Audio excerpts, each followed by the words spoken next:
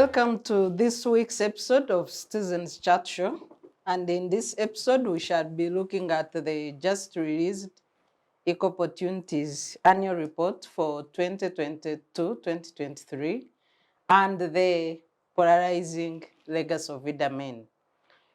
With me in the studio, I have from my immediate left, Mr. Joseph Ochieno, who is a regular political analyst and a member of the UPC party, UPC mainstream. You're welcome. Indeed. Joseph. Thank you very much. The only UPC. Thank you. Next to Joseph, I'm with the Afande Awich Pollar, who is the Director, External Relations, a lawyer by profession, External Relations of NRM Secretariat, and a lawyer by profession. He is a regular panelist of this show. You're welcome, Awich. Thank you. Greetings from the mighty NRM. Indeed, I'm the Director for External Affairs of the party. Yes, and myself, Sarah Bireete. Today I am stepping in for our moderators who are caught up in exams, and I will try to be the moderator for this show. Yesterday, but one, the Equal Opportunities Commission released the Annual State of Equality Opportunities in Uganda report. The report looks at employment opportunities in all dimensions, including gender, region, hierarchy, and the rest of the benefits per region in Uganda. It has raised quite a storm because most of the jobs seem to be going into one side of the country and mainly the West. And the people are debating as to whether this is the equality that the Constitution, the 1995 Constitution, promises to Ugandans. And to bring you to speed, I will quote the national objectives and directives of state policy in our Constitution. Democratic principles, principle number 4, states that the composition of Uganda government shall be broadly representative of the national character and social diversity of the country.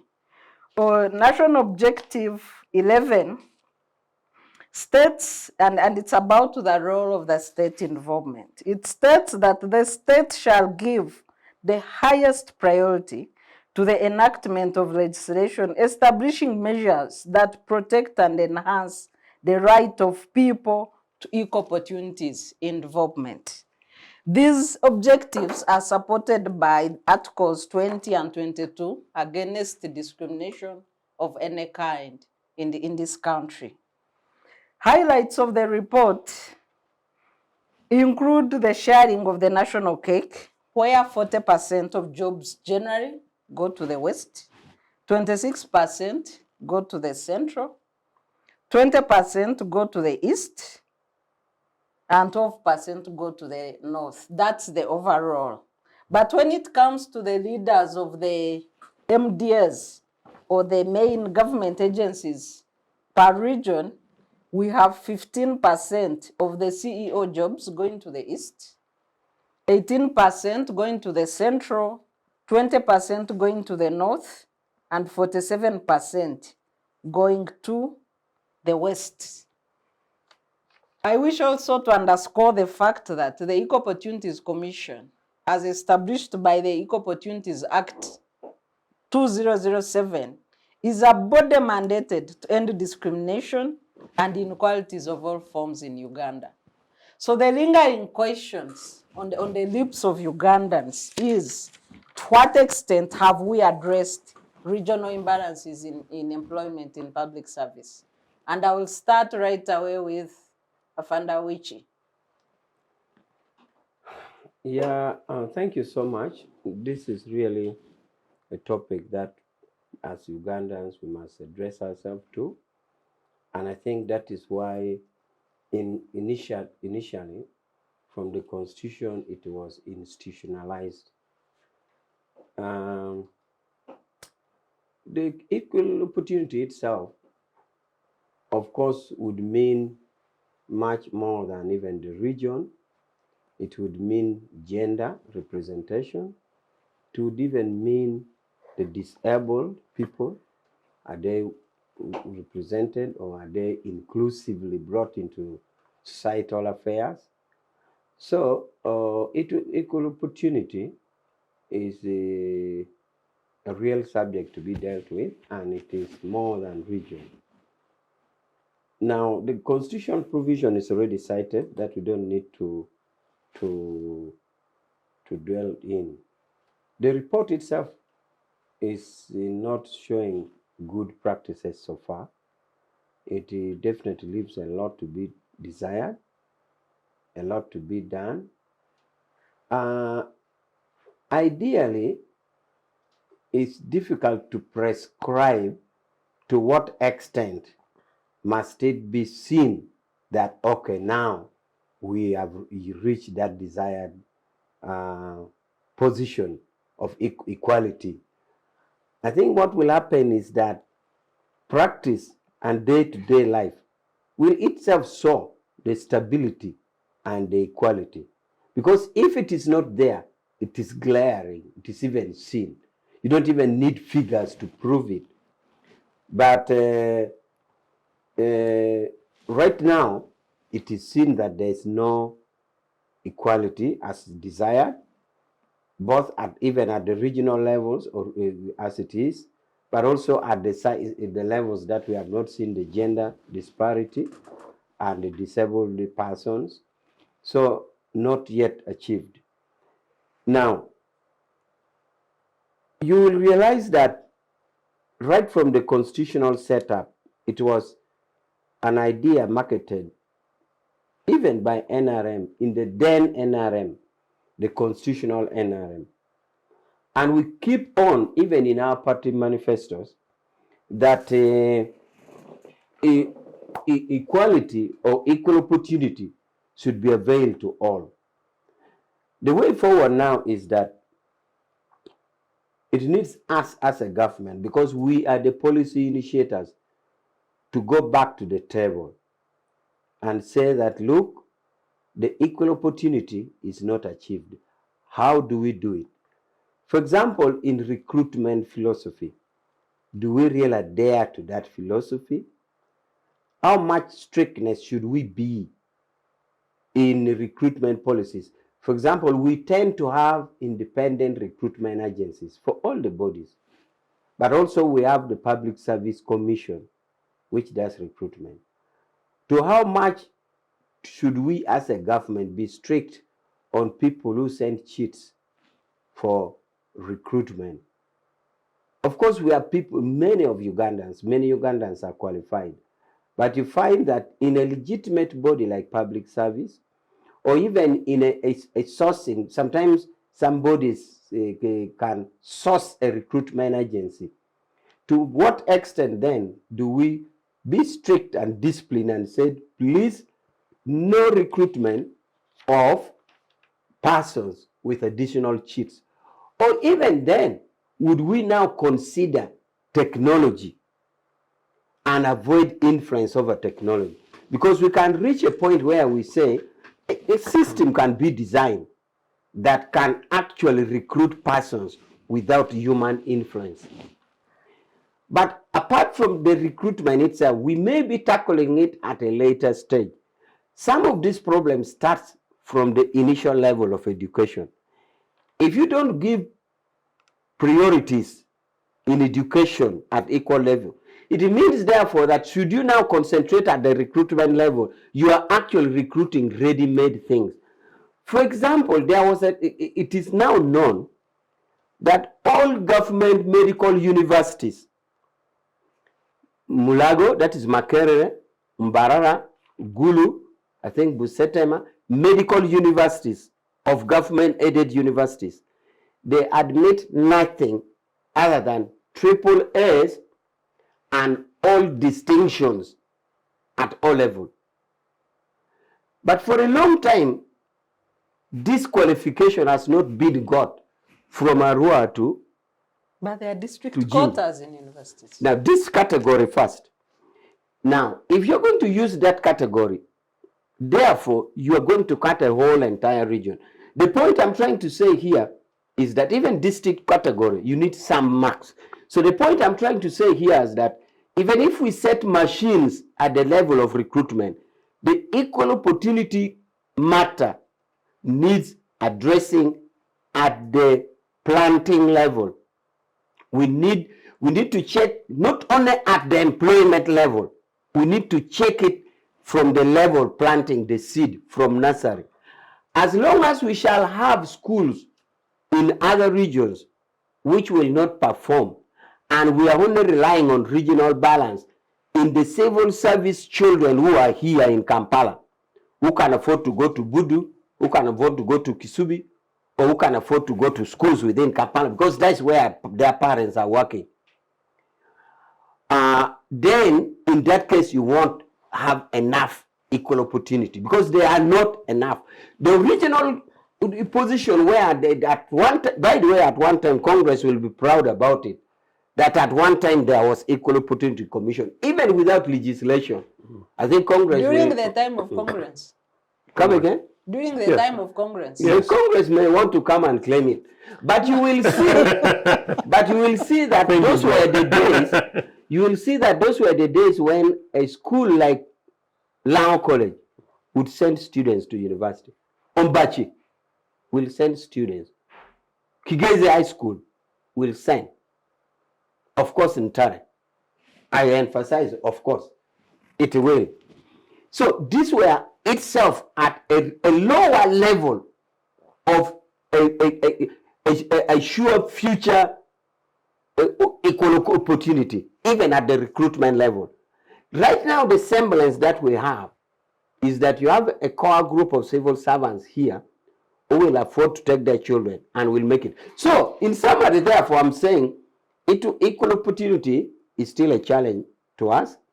The way forward is the strictness in recruitment, either by persons to avoid cheats, or we can even devise machines for recruitment, but also that addressing it at a recruitment level is not enough. It needs equal to commission at the nursery level, at the planting point. Yes, but before I go to Ochieno on how UPC would have handled this, I want to ask you two questions. First of all, we know that NRM thrives on patronage. Do you think this is what has led to dominance of public service jobs by the West? The second question would be that the framers of the Constitution thought they had cured ills of the past, including legislating on almost everything. Otherwise, things like Equal Opportunities Commission would be obvious. You don't need to legislate. Embedded, yes. So, do you think that NRM has cured the ills of the past? First of all, I don't agree that NRM survives on patronage. That is your assertion. For us, NRM is a democratic mass movement. It's a mass movement, a party for all, and we thrive with the Constitution. That is, and we even avoid populists. If we were not to avoid populists, we have the capacity to organize every day. NRM, oh yeah, NRM, oh yeah, and we don't. We actually prefer sitting in a class and discussing. Yes, have you ever heard us NRM, oh yeah? Nothing. Now, about the patronage and maybe why Western, my view about how Western has come in actually goes to the other solution of the planting. Remember, some Congress would actually rudely say we have been in power for 40 years. The education circle, rudely correctly. the education circle, if you put 2 years at nursery, 7 years in primary, those are 9. There were no nurseries in Western Uganda until recently. Okay, I'm putting the average circle. 2 years in nursery, 7 years in primary, those are 9 years, plus 6 years at high school, those are 15 years, plus 3 years at the university, those are 18. So meaning that the majority of people now in job market. 5 years before, so 22, yes, 23. the majority of people in job market now are people who came when NRM is in power. So what happens is Western Uganda took advantage of education because of many factors.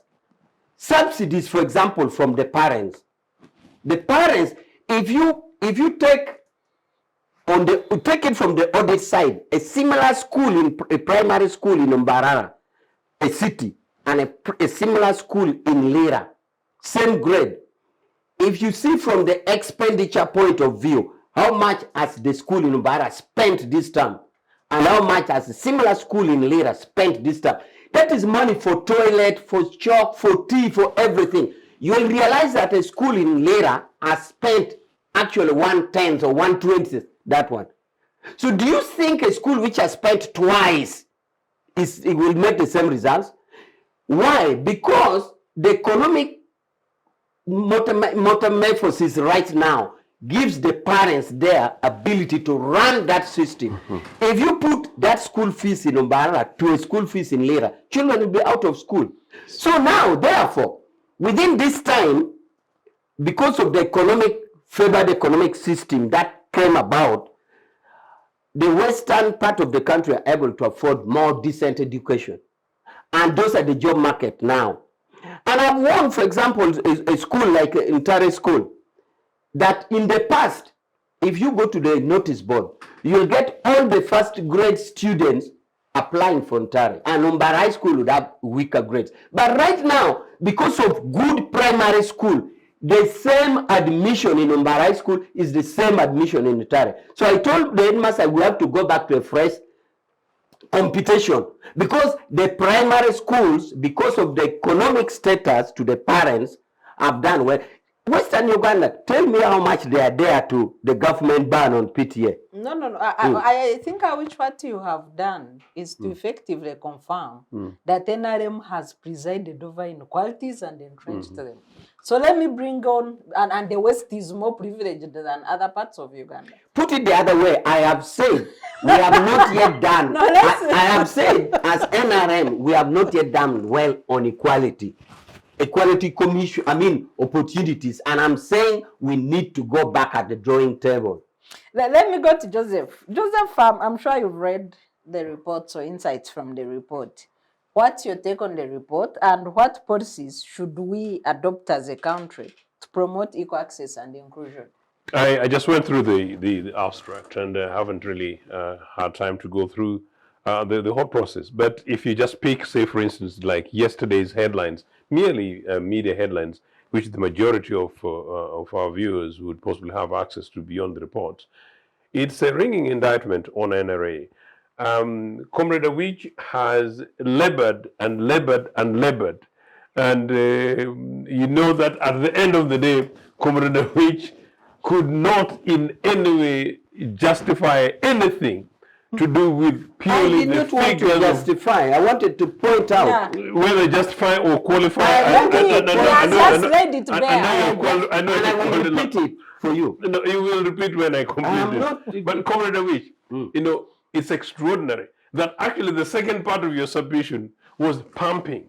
The fact that, you know, the West is so privileged that the schools in Mbarara can never dare compete with the schools in Lira because the West is so hugely privileged. Maybe later part of this conversation you should be able to tell us where the majority of the parents in the West get the monies, you know, to make sure that they're able to pay for and have access to better quality education, early education than their children. Sarah,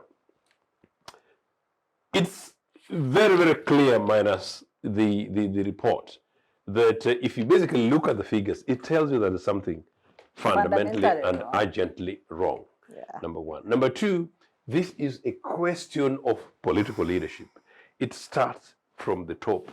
You realize that on this program, I've always repeated and said again and again and again, and sometimes some people think it's personal, but basically to advance a point, that had it been the Obote or the UPC or the governments of the past of the NRA style today, Museveni would possibly never have gone beyond Mbarara High School.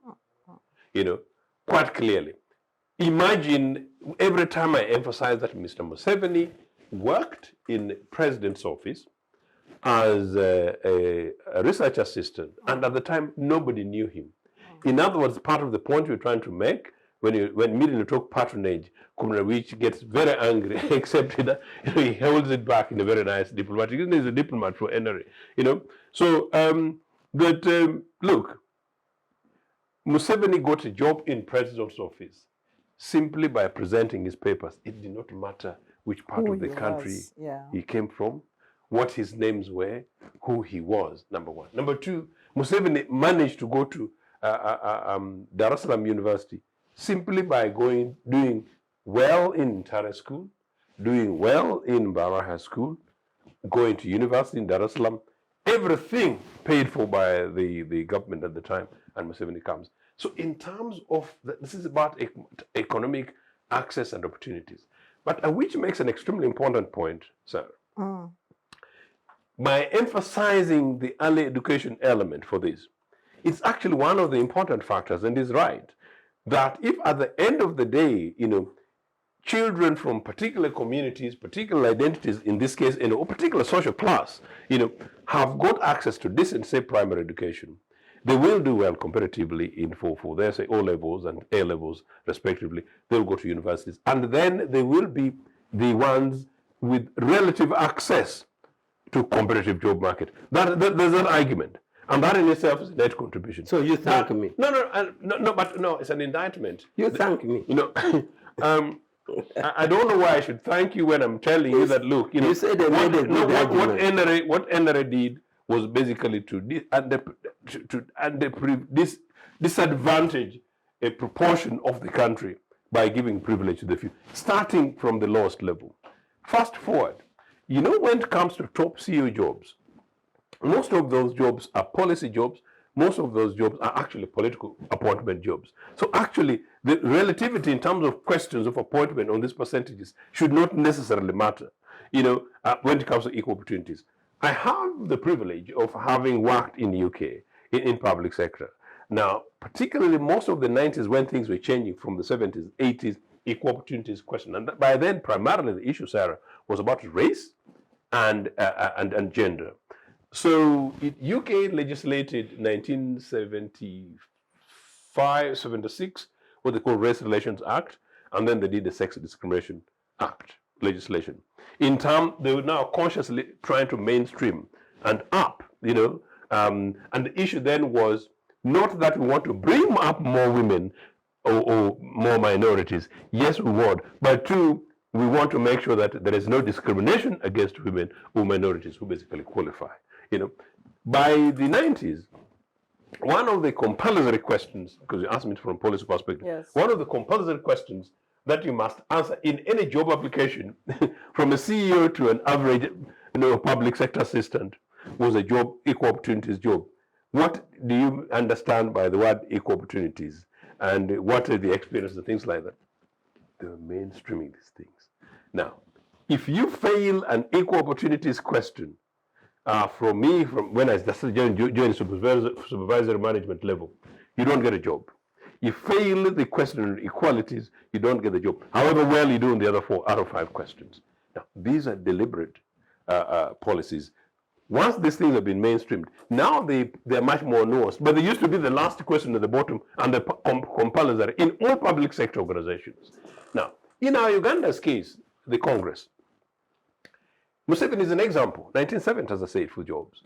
But number two, what did the UPC do? As I told you now, in terms of gender, and actually, interestingly, yesterday's publication, I didn't read that one, but I saw the headlines in the Monitor, which was talking about the question of gender inequality, that meaning women still do substantially badly, something that I've argued about. So these have argued. We are doing very badly in politics. And doing badly in politics. So I've argued that look, the answer to this is not about tokenism of a speaker or tokenism of an assistant president who's instructed by the First Lady, but rather a comprehensive, holistic enabling of girl child, starting from the early stage. In terms of girl child education, linking to your point, which we did, you did not, as early as the primary school, build the schools and equip them. The stories I told this very particular program, how a UPC founded school, Kisoko High School, found over 100 female students, and many of these would be post-teenage, post-puberty. So therefore, these are young women in very, very sensitive environments at their own state. 100 of them lining up for one pit latrine in Kisoko. You do that, as Awich was saying, how do you expect that these kids are going to do anything generally serious in all level? So those comparative disadvantages. So what do you do? Maybe I'm asking you the round corner, Sarah. No, you begin by building systems from the earliest level. So what do? Government, you and I have argued about this, including a conversation around where I think Comrade Awich was here when we were discussing the budget. I don't know the conversation that with the three of us were panelists. We simply say that no, pool money from defense, pool money from savings office, invest that money in education, invest that money in health, begin to invest in some of those monies in community development. On the question of gender, gender, mainstream that, including on training. You don't do this affirmative action thing for women positions. And I was asking on another program the other day, Sarah, that the women legislators who've been members of parliament, district members of parliament for 20 years, one seat. Now, what is enabling to these individuals? And when you ask them, very unlikely, Sarah, unlike somebody like you, and I just want to take on you in a very special way, not only as a presenter, but as a lead presenter and enabler of this program here. I don't know how many young women are coming through this program, because Comrade Awich and myself are here as occasional panelists that are invited in this program. But I don't know how many young women get inspired by people like yourselves or yourselves, the kind of programs that you're putting. That, to me, you're bringing up more women, Sarah Bireete. I'm not giving you credit. I'm not bribing you so that you ask me an easier question later. Bring up enabling more young women than a number of some of these legislators. Because you can't, ask many of them, how many young women have you prepared in the last 10 years who are able and capable and qualified and competitive enough to take over from you should you then leave that district position? Zero. So these are NRA designs which don't help. What am I saying?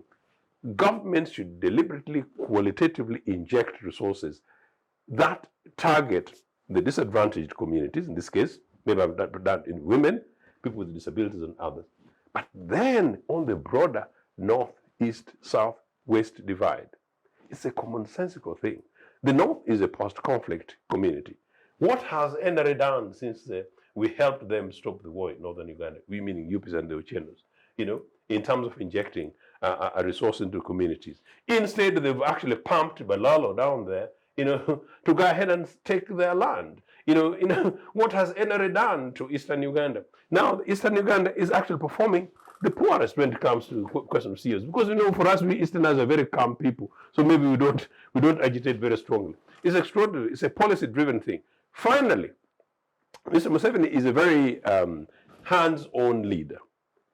It is quite surprisingly extraordinary that he would not be knowing who's among these CEOs. Is that who signs these contracts? But let me ask one question. Yeah, sure. Yeah, how differently did UPC handle such imbalance or balance of the national cake in your time? No, basically merely invested in communities, holistically, number one, and invested in regions on the basis of need rather than preference. As I said, road to Apache, people in NRA in the early, in fact, people in NRA used to make fun that Obote did not tarmac the road to Apache, but Obote tarmacked, so basically it was not about targeting ourselves, basically about investing across the community, number one, and then two, as I said, enabling people, and then number three, fast-tracking in terms of women, fast-tracking women into civil service, and they were not people from the north. It was basically all Ugandans on the basis of their need to be only that. And then when it came to public service appointments, there was by and large no patronage. There's a story that I told in a recent program, and I met this very privileged old man, is now writing his book, and he said that apparently John Babiha, then Vice President and Minister of Agriculture, found him as a district commissioner in Masaka. This is a guy from the east, actually. And so he wanted to have him to go and work with him on the agricultural project. In fact, the cattle deep stuff, basically cattle and livestock. I think the livestock reform project, and he thought it would be the best PS for him.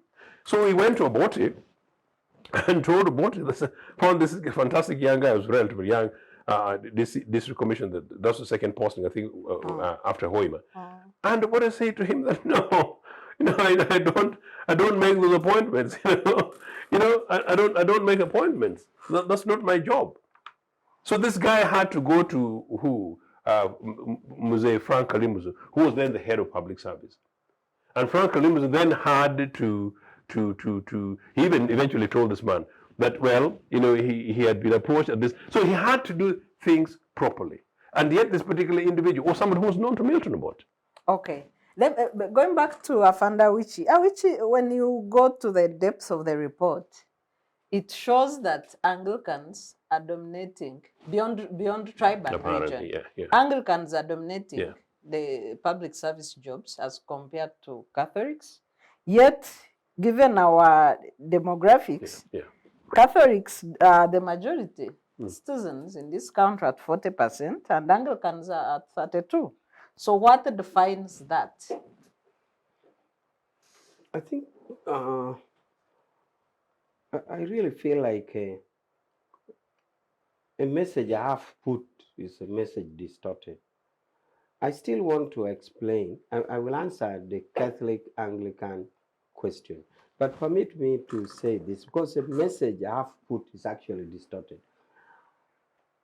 I said that part of the inequalities cannot be solved at recruitment level. Because at recruitment level, that's fair enough, Joe. You are dealing yes. with ready-made things. I said the problem now needs to be tackled from the education grassroots as level.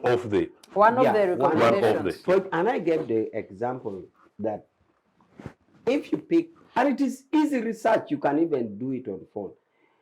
If you pick Mbara municipality, that school near the prison, and you pick a DLP 7 in Lira, they're all in the city, and you work at a rate and said, how much have you spent per child this term? Take it from the expenditure. You'll find that the other side does not have the money. So it is now upon government to say, why is it that this school in Lira is spending less on their children? Is it because they don't love children? Is it because they don't love education? The answer automatically will come that they don't have the means. If they don't have the means, can we take any further subsidies as government? So this is the line we should take. Otherwise, we are going to have very imbalance at the beginning.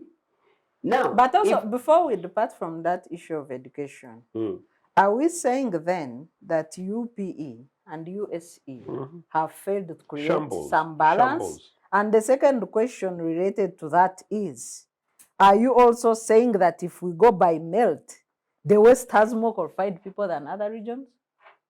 If you check from if you went in the past, for example, under UPC, you used to have what is called a custodian at the university, in Lumumba, in Livingstone, and everywhere.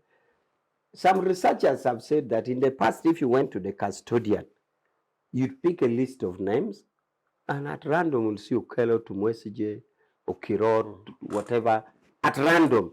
Although there was a bit of Baganda dominance because of the geography.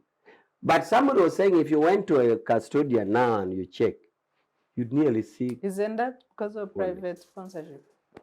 The question is, why would a particular group have ability to have private sponsorship and others don't? Why? Political and economic patronage. So the thing and dominance, is, you see, the point I was emphasizing is, why would that equality come even at the office of the custodian? You have come from Kitgum, you are looking for Kidega. You go to the custodian and say, give me a list, I want to see Kidega's room. As they give you the list, there's Tumwesije, there's Tumwevaze, there's Okello, there's Okurut, there's, everybody. Then you get Kidega. Why? Because then schools were sending students to the university uniformly. On melt and paid up by government. Uniformly. Which you failed as NRM. That is why I'm conceding by saying we need, as NRM, go back to the drawing table and see these discrepancies. Right from primary school. If you find that the parents in Lira love their children and they love education, but they are not able to spend as much on them as it is.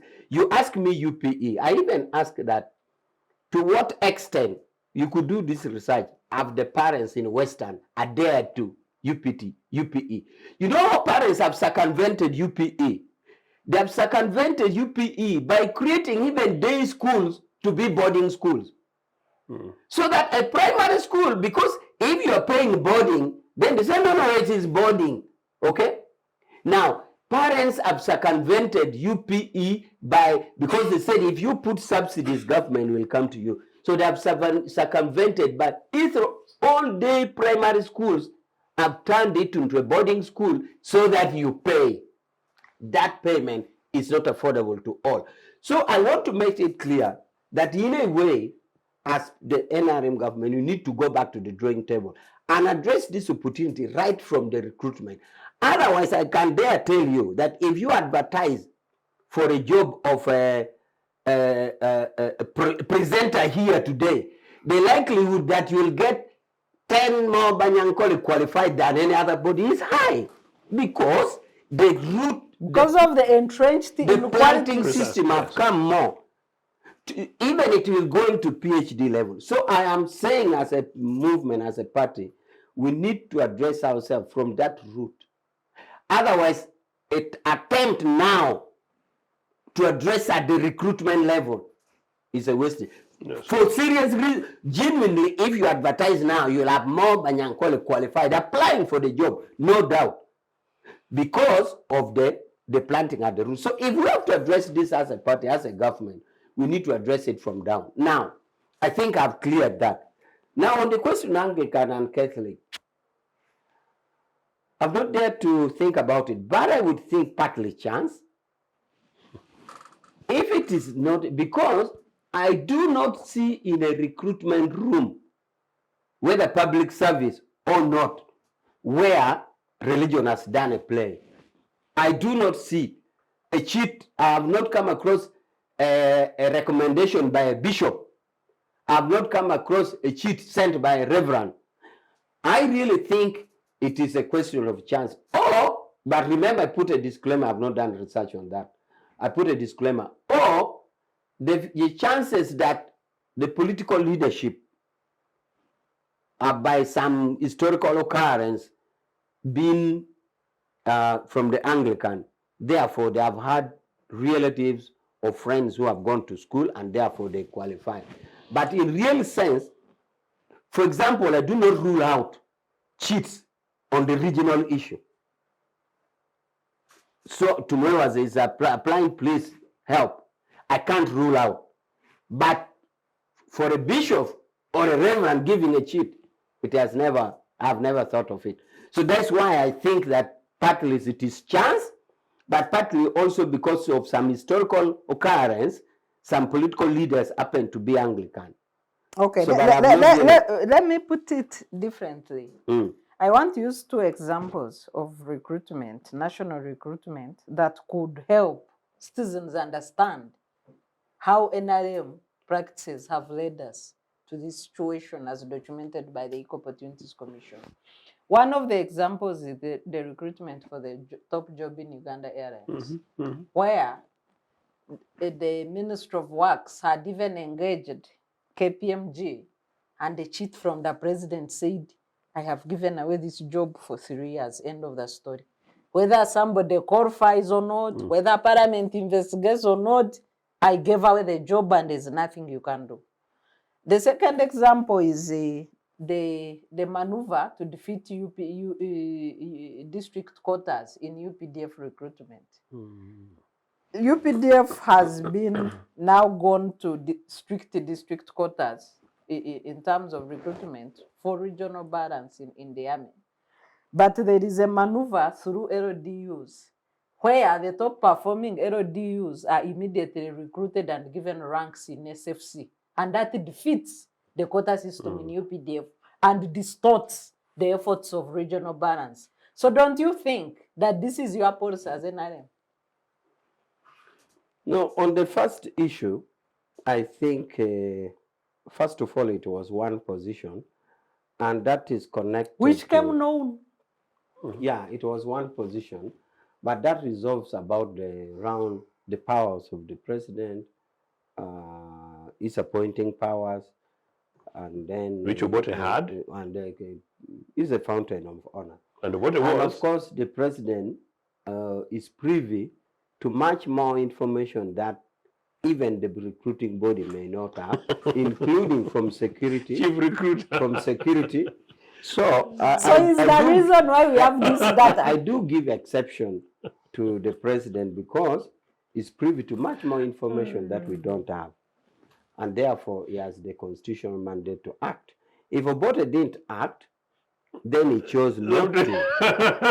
He chose not to abuse his office. No, he chose not to. And in any case, Obote not acting for the case of removing a district commissioner to be a PS, he did not say he was not acting, but he knew that after all, he will be brought anyway. But he was brought. He was brought. If you don't mind, can I just interject on the matter? No, not that actually, because I also don't want this point to be lost.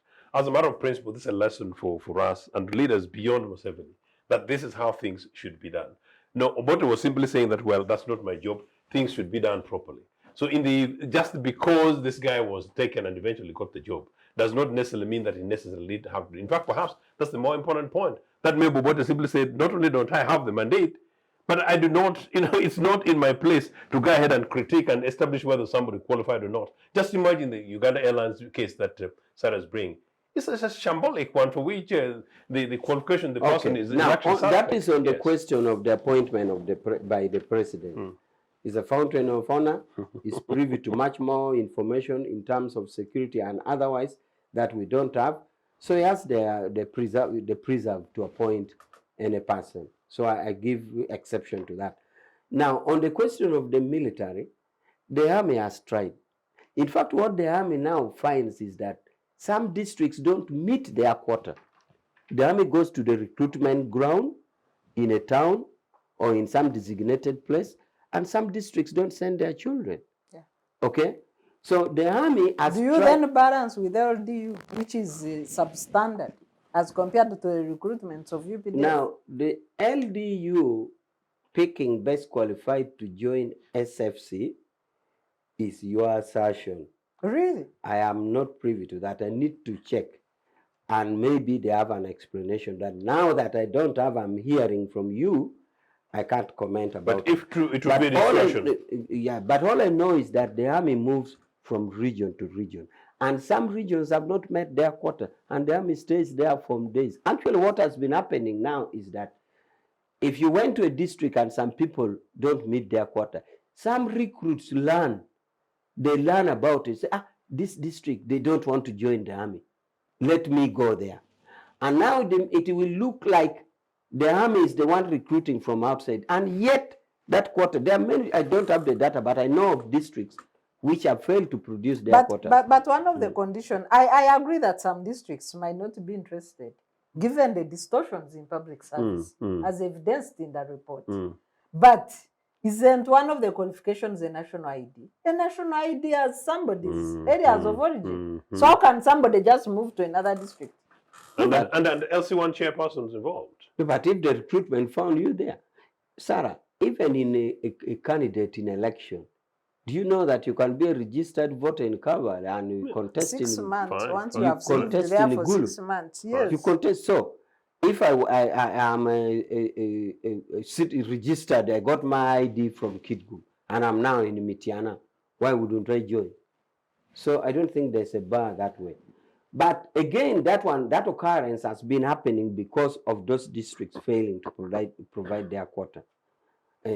So the army has tried. So on your two issues, on the issue of the presidential appointment, I have given exception, and on the issue of the army, the SFC picking those qualified, I don't have information, so I can't comment. It may be a false assertion. I may ask them and they said, where has it happened? Who is that? Or they may even explain the scenario and said, if you're talking of Okello, which we picked, this is the circumstance under which Okello was brought. And it could be explainable. But in the event, I can't do much. Joseph, do you think that your competitors in power, the NRM, have capacity to put up a credible national database that would be clearly showing the competencies we have as a citizen? And would that be a solution as a source of data for recruitment?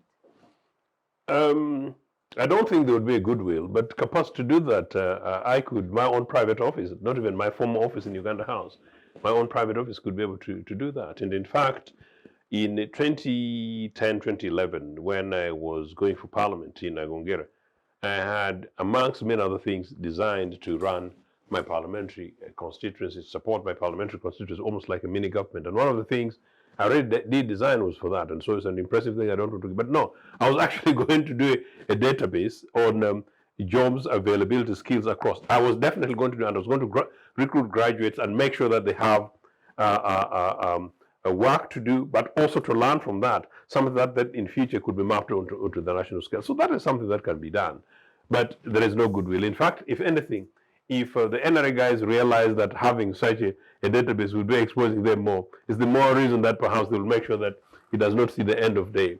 Number three, I don't know who would be managing that anyway. This thing is basically like a fish rotten from the top. But if I may say so, the question of the NRA recruitment thing, it's really a shame. I have said that in 2004, Sarah, as we were just shortly before we defeated NRA in court by knocking off the Article 269, I was having a conversation with some Western diplomats now revealing, and we were discussing possibilities of Museveni and going to stay on. I genuinely didn't expect Museveni to stay on, and these guys, of course, had more intelligence than I did, and they were saying that, look, this guy is going to stay on.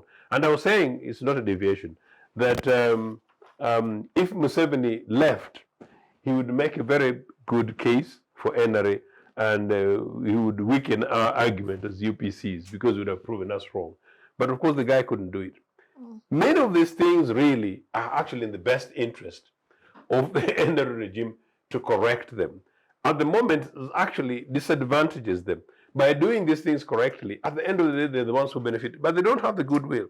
Now, on the question of the recruitments in the army, Comrade Awich, to the extent that people know that most of the top generals in NRA, in fact, if we're looking at the figures in the army for which you're a retired officer, it might actually be worse. The figures might be reading worse.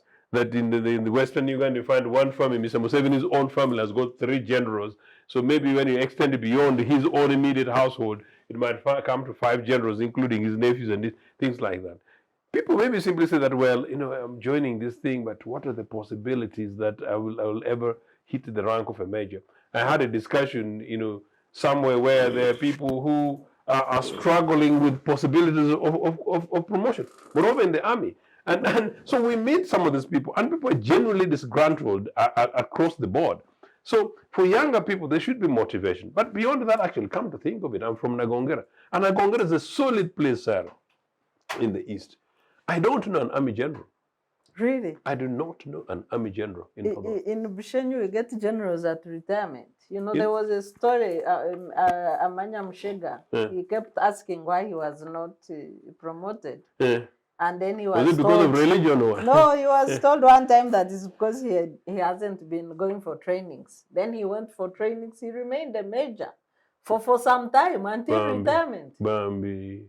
Yeah, so it's not just Nagongera. So we have had a few majors here, like even in my family, there are extended people in the forces, but generals. So this generals thing about the army. So who do the young people like my nephews and extended nieces look up to? There is absolutely zero, because that's part of the motivation. I think that's what I was trying to say, that you're a role model to many young women, and many will be unspoken. Just like I know, Awich and I, generously, some people are very generous. They approach us and they tell us about those things, meaning in a very minimal way. But, people would be able to do it for that reason. So no, this is generally shambolic. On the question of religion, is possibly not. I'm a bit surprised actually by the figures, but it's not surprising. Some of these religious differences in our country continue to exist. It may be a topic for another day. But the fact that some of the top CEOs, since we're discussing these things, allegedly you have to be associated to a certain Balokele group in order to qualify for some of these top jobs, common knowledge. So many of the Balokele people with that prejudice will tend to be of Anglican background, or perhaps undo some of these things. By the time we reach those ones, it's very clearly that. But locally in State House, but locally in top jobs, but locally in UNRWA, but locally in the other one that collects money, the money collecting body. And you know, once those ones hit there, they begin to spread, and that's how they end finding themselves in Uganda Airlines as part of those figures. So it's a club of some kind of evangelical groupings who plead the right-wing extremism in our republic, which is actually very, very shambolic. But that's, I mean, very, very unfortunate. But that said, also historically in this country, Sarah, don't forget, and UPC came in as a political party, and as a government, we sought to turn around this religious discrimination thing in Uganda, very deliberately as a matter of policy, including as a party. I'm very privileged to say that my first minister and member of parliament in the 60-62 was of a Catholic background, and Minister James Ochieno.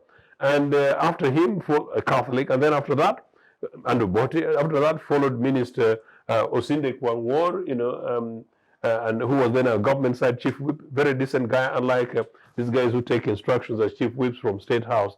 They're both Catholics. And they're the last cabinet ministers from our community. Since Osinde Kwangwor in 1985, Padola, sometimes we boast as Japs, that we're so disadvantaged. So no cabinet minister from Tororo, from our community, sit under NRA, this regime. Now think about it. But finally, I know in politics, and I don't want to go because I'm too much in this. There have been cases, Sarah, where I have known of political appointments, and surprising that Comrade Richard doesn't know, you need to know this, that lobbying and competition of individual political leaders, including communities, and some of this have happened in my brigade, and I don't want to narrow it so down, where it has basically been the case that people give reports to Museveni, one group of versus the other, and some of them are religiously linked. Finally, these bishops and canons and whoever, no, they do lobby those things. I happen to know those things are actually done. It's basically a shame that it should be under an NRA regime, particular regime that claims revolutionary background history, not to be able to do these things. Finally, on this, don't forget on that religious differences saw the emergence of DP in Buganda. So this is something which is quite historical, and DP felt that the founding of DP was rooted on the perceived or real, certainly real, Catholic marginalization in Buganda by the Buganda Kingdom establishment, and then hence the British government. To the fact that UPC came to try and turn it around, and indeed we did turn it around. I'm a Catholic, by the way, and that for 40 years after NRA, these figures still emerge, tells you that, well, the cabals ruling this country rather than people governing this country to redistribute in terms of representative equality. Well, thank you very much for those submissions. We shall take a quick break, and when we come back, we shall dig deeper into how the regions are faring, what are the worst affected regions. We know the most favored region as the West, but what's happening to the other regions? And then also we shall touch base on the polarizing legacy of Idi Amin. Thank you. See you after the break. The Citizens Chatroom happens every Friday at 2 p.m. on Civic Space TV Online on Facebook and YouTube. We invite you to be part of this conversation. Civic Space TV, freedom always. Welcome back to the Citizens Chat Show. I'm still Sarah Bireete as your moderator today. And with me in the studio is Joseph Ochieno and Awich Pollar. And we are analyzing the just released Equal Opportunities Commission annual report on job opportunities in Uganda. And we shall, in the last segment, have a say on the polarizing legacy of Idi Amin. Joseph, we concluded with you and in the last segment. So going to Awich, if you go to the regional dynamics, and this is to analyze together with the poverty dimensional reports, because we know that education as an equalizer for social inequalities goes hand in hand with the job opportunities, incomes, and poverty in the absence of these incomes. We have Sebei in this report marked as a sub-region that has no employees in top management positions in the sampled institutions in this report. But also Karamoja emerges as the least employed, but also the fewer Karamajonga employed in government service are in the least hierarchy. So meaning that they are messengers, sweepers, and that kind of thing. What's your take on this? My take on that is, I still say that the middle cadreship of these jobs are affected by the education. And as you know, schools, there has not been strong schools in Karamoja which are able to supply the national center. You have Moroto High School, basically it is the only school in Karamoja. There's Kotido SS, but has been performing minimally. So that needs to be addressed. Now, in other sectors,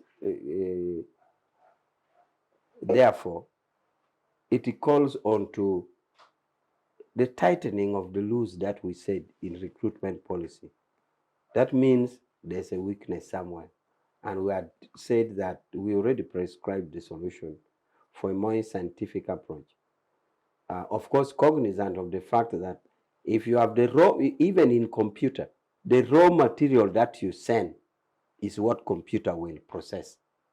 So if you send raw material, say, to a computer recruiting body, being recruited by computer, if Karamoja is able to send few raw materials there, then the few will be picked up.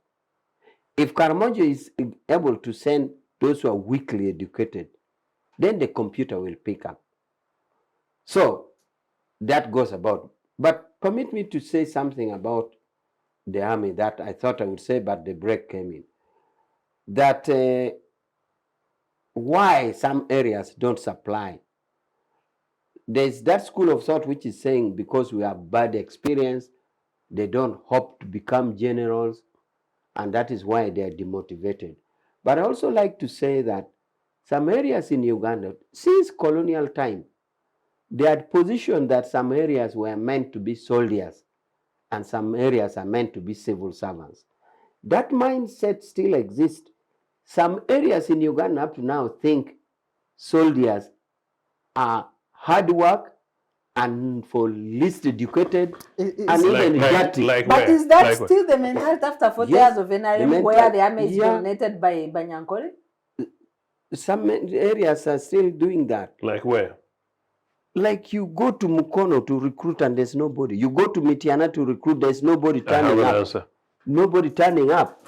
And people scared of victimization. Because before we leave the issue of the army, I come from Bushenyi. If you scan through Greater Bushenyi, only two names of generals come to my mind.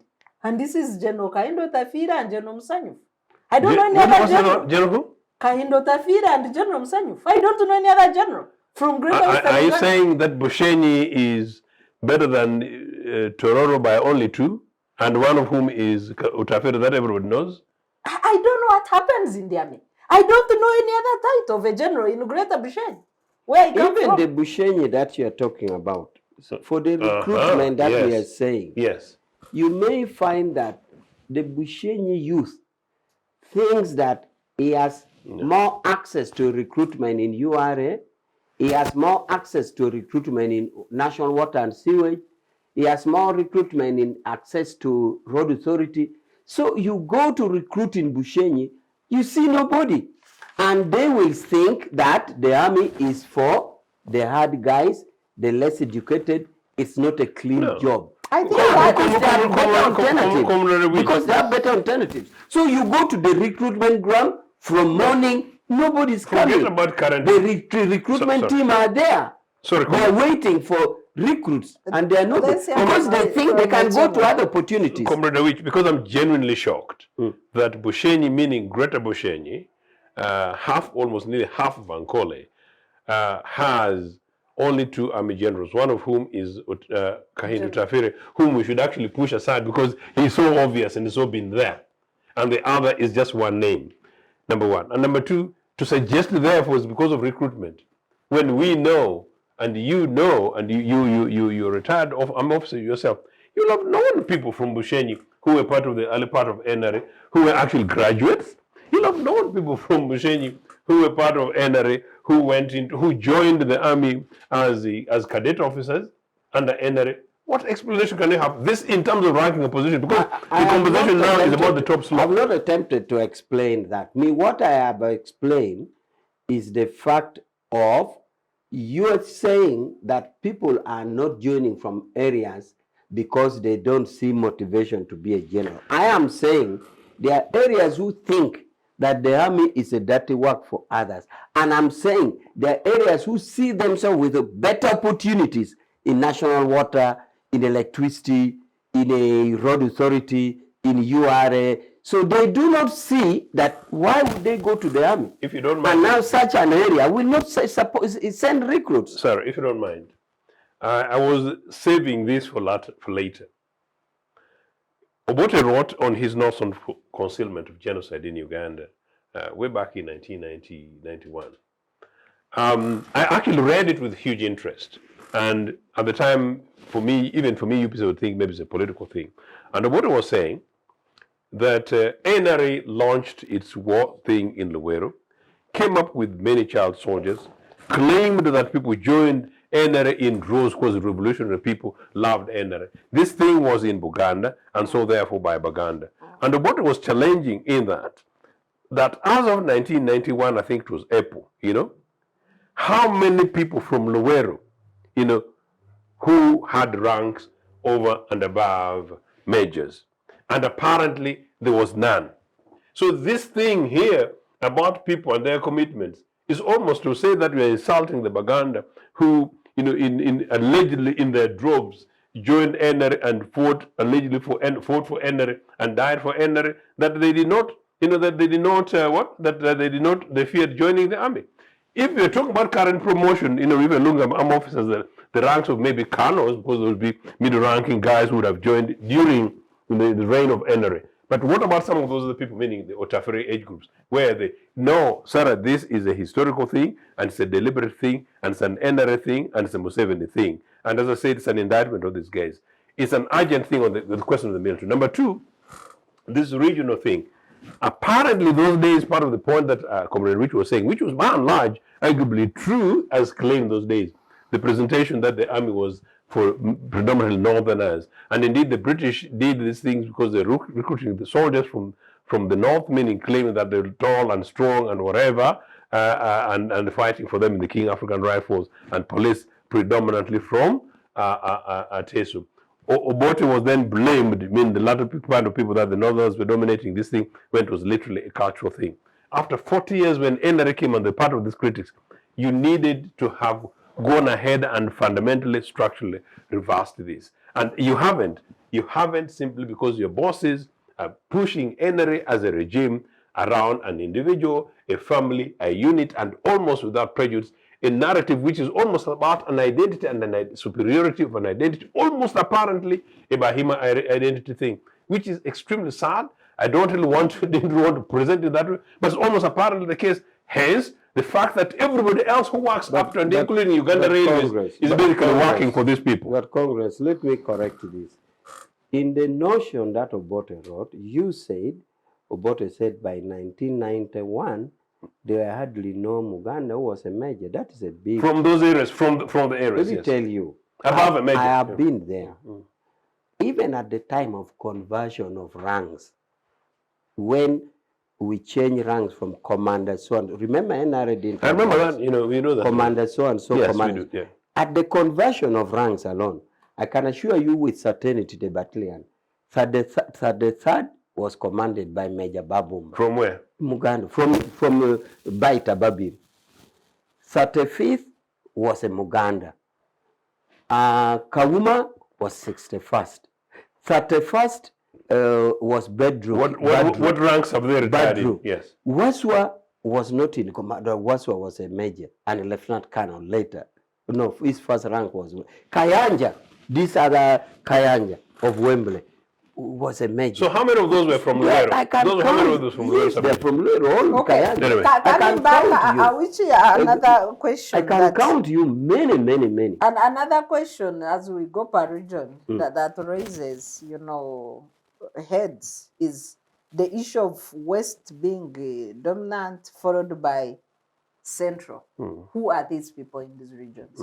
As I have stated, the West has its own dynamics, where you find you have two generals. You've just shocked me. Yes, yes, but when you go to URA, for example, the middle manager jobs are dominated by Central Region. UNRA, the middle manager jobs are dominated by Central Region. Is 36 and above. Who are these people from Central? Are we talking of people from the cattle corridor or not?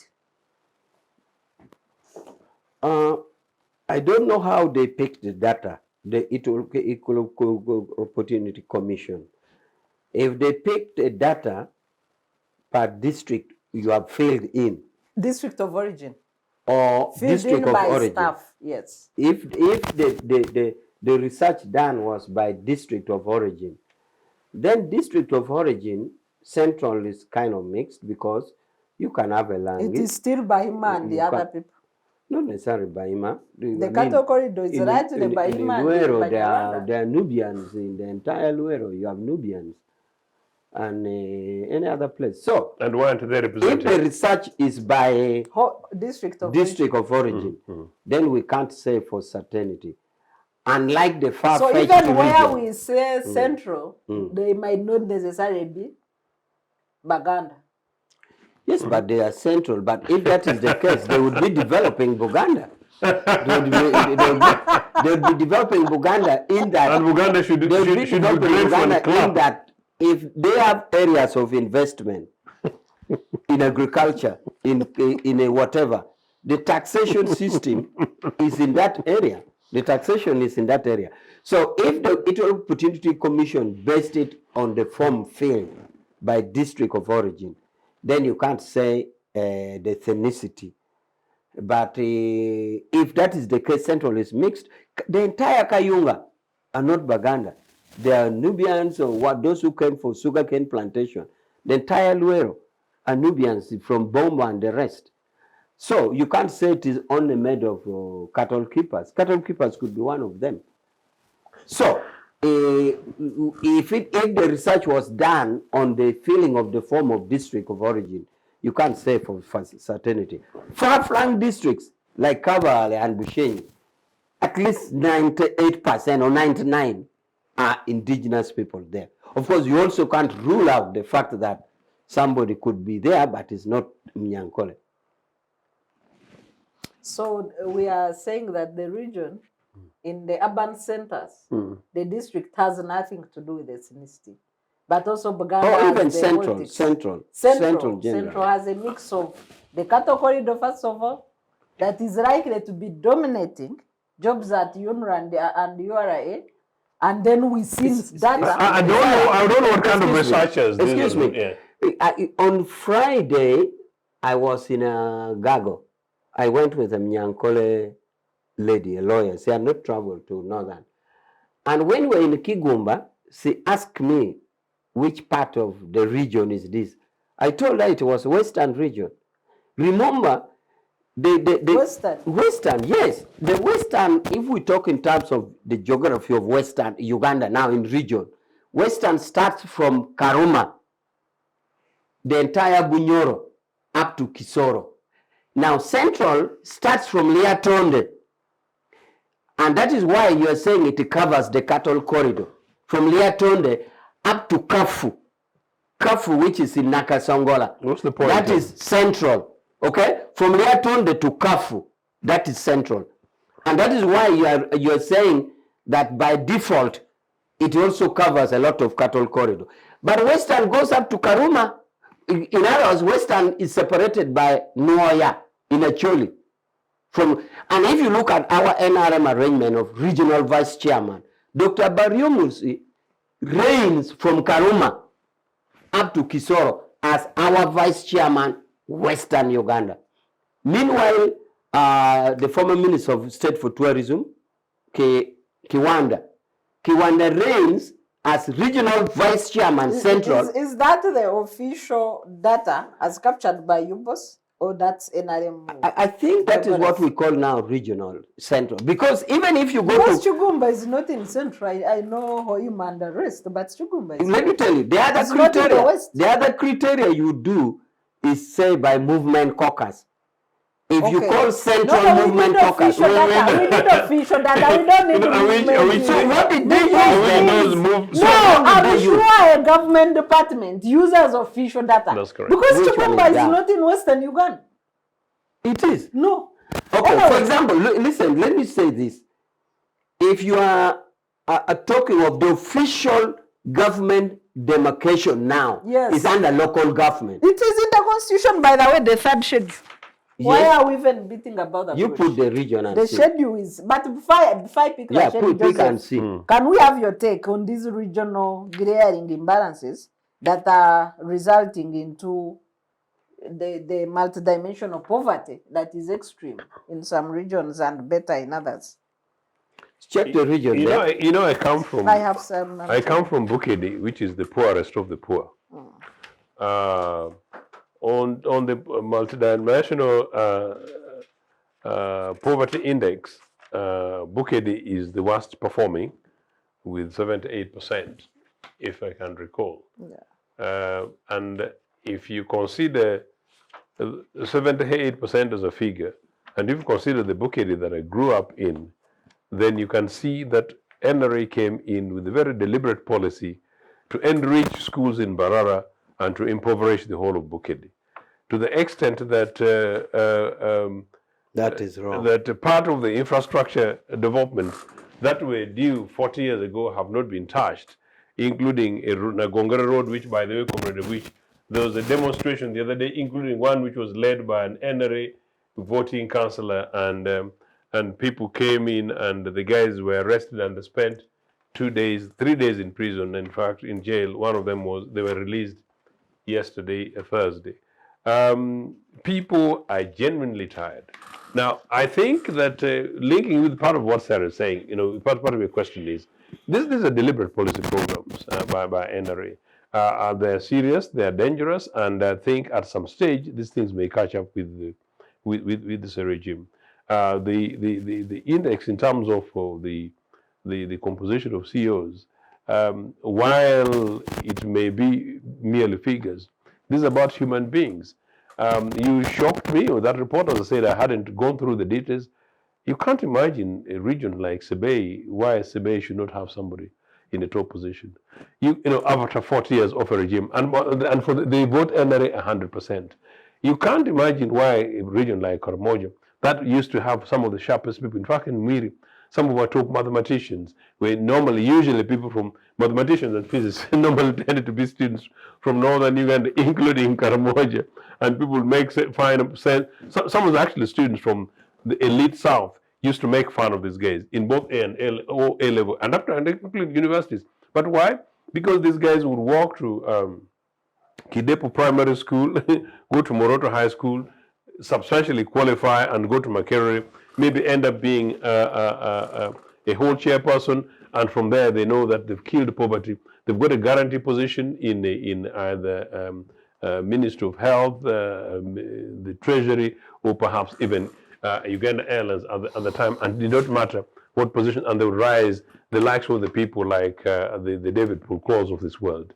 In fact, one of the most powerful and privileged ministers in Obote too was Max Chowdhury, Karamojong, who was actually Minister of Lands, Minerals, and Water Resources. So you can imagine, and so those are the brains. I'm told he was one of the most revered guys in cabinet. He was elderly, authoritative, composed.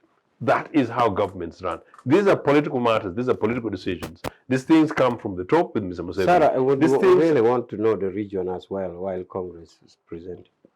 Sarah's checking onto that. But I have it. It's in a way, Constitution. In a way, you possibly can't wait for me to stop, because I'm trying to say this is a deliberate policy thing driven from the top, starting from the State House. It's not uncommon to hear that when people want jobs, who has got access to State House, who has got access to who and who.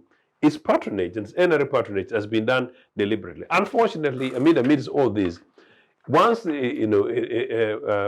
public education was killed, and once public health had been killed, once public transport had been killed, it basically means now Uganda is survival for the fittest, and the fittest are the guys who've got access to State House, the guys who got access to phone calls of the guys linked to State House. And that is how it's working. The risks are that when we end up with askaris from northern Uganda, basically, supervising supermarkets that belong to a family from a particular sub-county. Now, I thought some of these families were from owners of supermarkets were from Bushenyi, but it would appear that no, I think Bushenyi, you guys may just have to change your names from Omuhanji, from Muhanji to Omuhanji, because you guys are with me. We share the same pot in terms of poverty and miseries. But it's shocking still that after 40 years, these things are coming. And really, I would want to appreciate the Equal Opportunities Commission guys with coming with this report, because we may be having a conversation like this, but I think it's quite a glaring reminder. My worry and my concern is that unlikely that this report will go anywhere. It's unlikely to mean anything for Mr. Museveni. It's unlikely that his wife will come up and issue a statement that Ugandans, we've had you from today on, we're going to begin to make sure that we push much more resources to much more rural educational institutions, or perhaps to review our positions on education for much more vulnerable and particularly girl children, and perhaps children from communities that are substantially disadvantaged, particularly the post-conflict northern Uganda.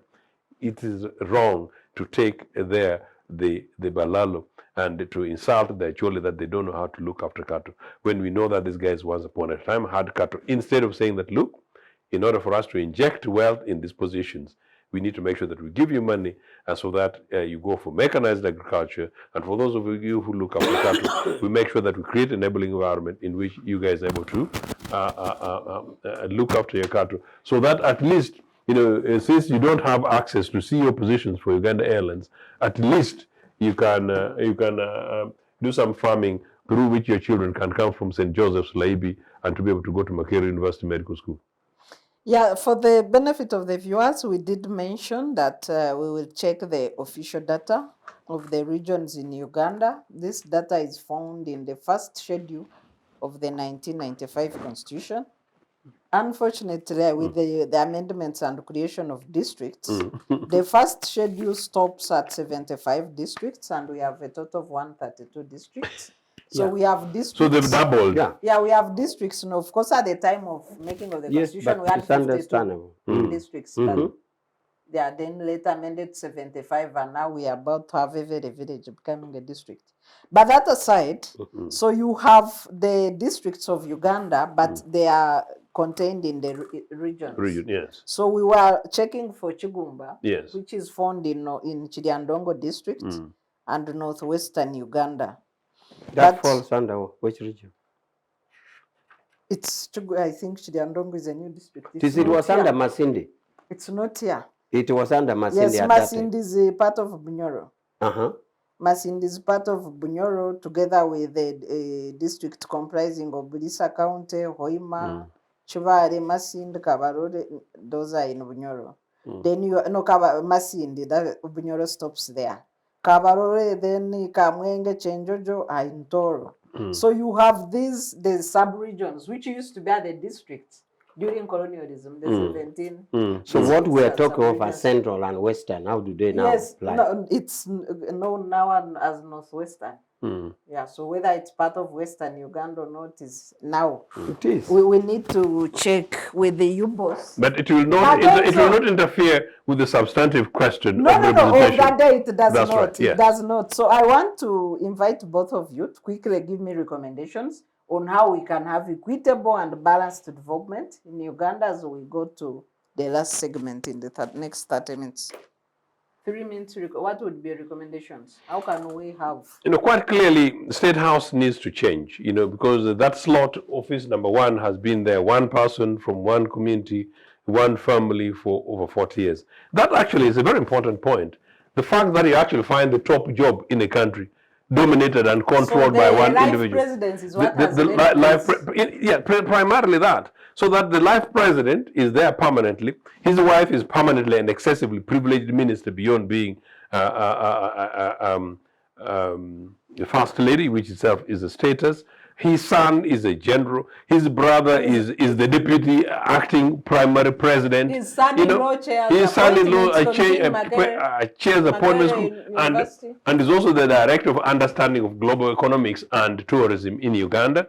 And one of his nieces, I don't know who is responsible for whatever in health, and I know one of his daughters is one of the most important people as far as Anglicanism in Uganda is concerned. You can go on and on starting from that top slot. Beyond that, in future, we need to have a situation in which we're able to open up, break up the budget, and begin to reinvest in key sectors of our economies, looking at communities based on their need rather than who votes NRA for what, and so that number two. And then three, begin an deliberate affirmative process of making appointments based on on the one hand, competence and competence, merit, based on merit. But number two, consciously taking cognizance, because that actually happens.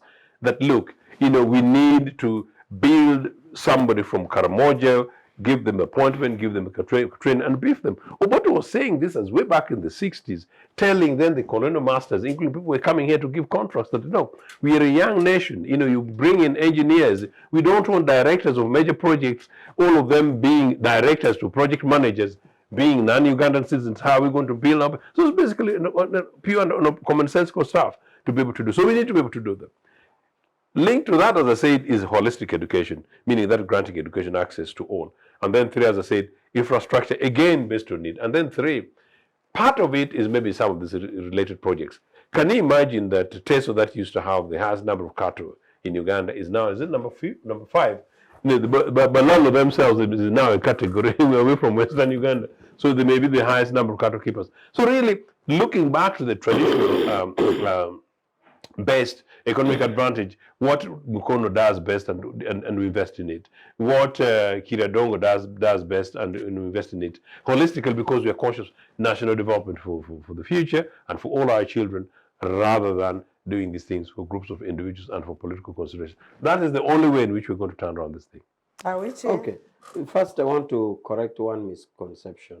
The congressman says NRM came to impoverish schools in the area and enrich the one in Umbarara. I think that is a falsehood that must be set aside.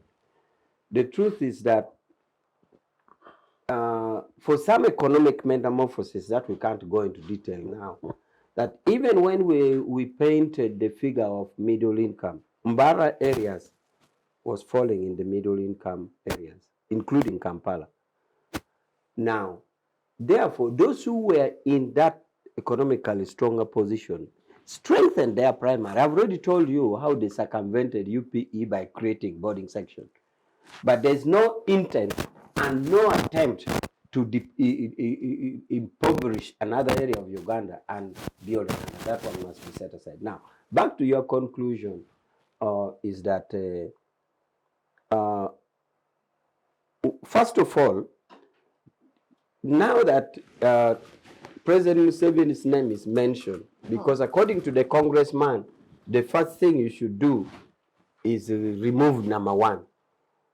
I just like to say that even to this debate, it is Museveni that has been spearheading.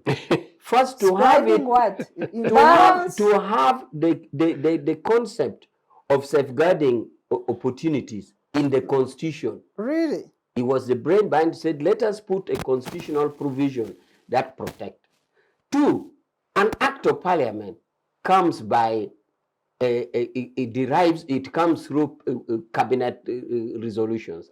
It is the same cabinet chaired by Museveni that put in place the Equal Opportunity Commission Act.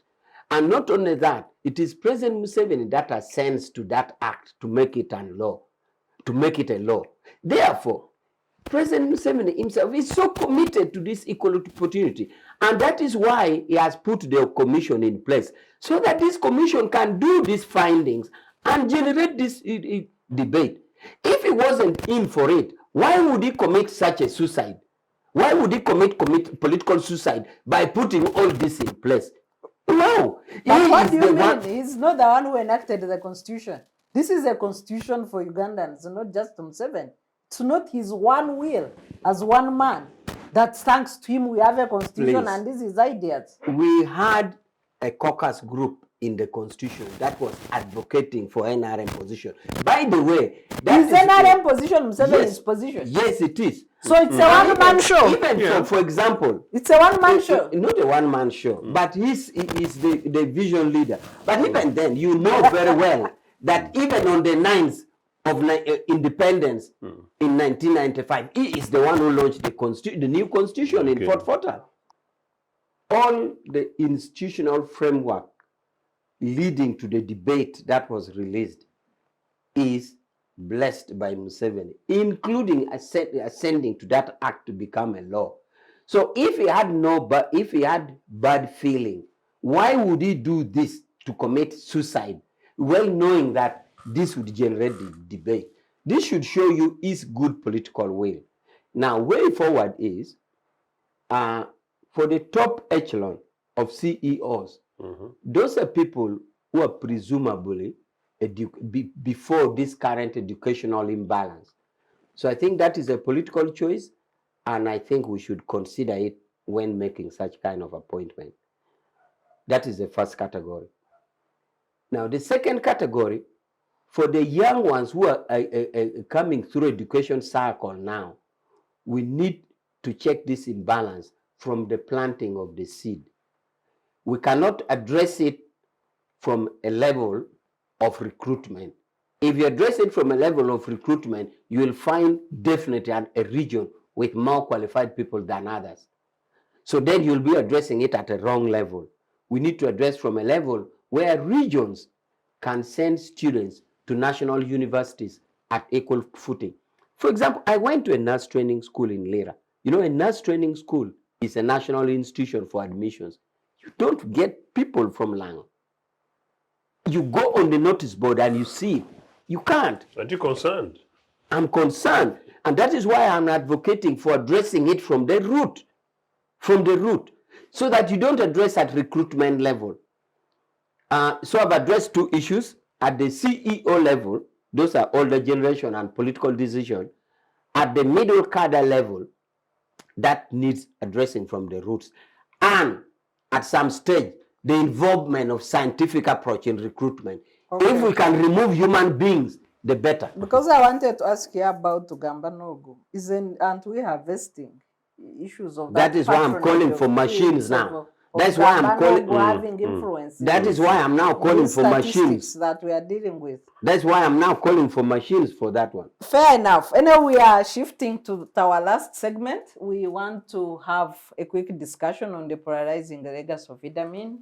Idi Amin came to power through force of arms in 1971, 25th January 1971, after overthrowing Obote I government, while Obote attended the Commonwealth Summit then. And Idi Amin had been fraudulently promoted to the rank of the army commander. Many people think he didn't qualify or he didn't merit that position. And as a result, he chose the people who favored him when he did not qualify, and they fought to them. Idi Amin is also known for having participated partly in the purchase of, if not solely, in the purchase of Uganda's properties abroad. New York, Uganda House in New York, Uganda House in Nairobi, properties in Mombasa. I hope they still exist. People haven't made them their personal properties, and other properties that we own out of Uganda. But he also constructed the conference center then at the Nile Hotel before it turned Serena when we hosted the OAU meeting. What wrongs did he do? I know he has human rights violations, but let's dig deep into that. Joseph, what wrongs did he do that a mention of Idi Amin makes people shake? Yeah. First of all, I want to clarify and to reject the idea that Amin was fraudulently appointed army commander. Did he qualify without education? A P4 dropout? No, he did.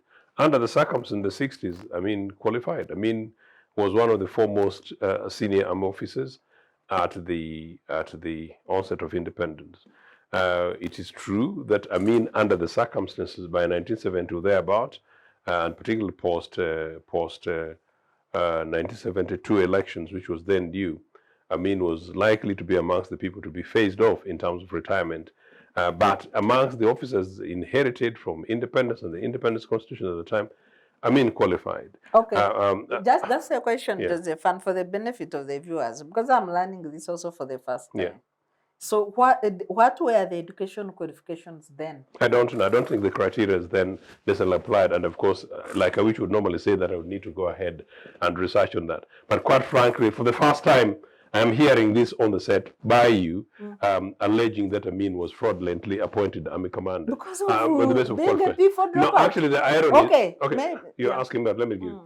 The irony is this: that it is Basilio Okello, on the basis of now the new provisions of the Army Council, Army composition of the Obote II government at the time, and it would have been the UNLF thing, that did not qualify for Army Chief of Staff, because the UNLF provisions had it that you needed to have gone through a series of command trainings, which possibly Amin would have had anyway, except for perhaps for the educational qualifications.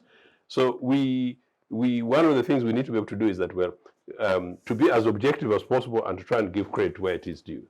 It's also true that Amin, knowing very well that the newer, younger, more educated, competitive officer, and of course he was not particularly very old at the time, in 1971, people like Brigadier Koya and a number of other people who are now emerging post him, people who are now university graduates, at least A-level people of those days. A-level those people of those days are better than many of the professors who are now hanging around with some 70 kind of stuff,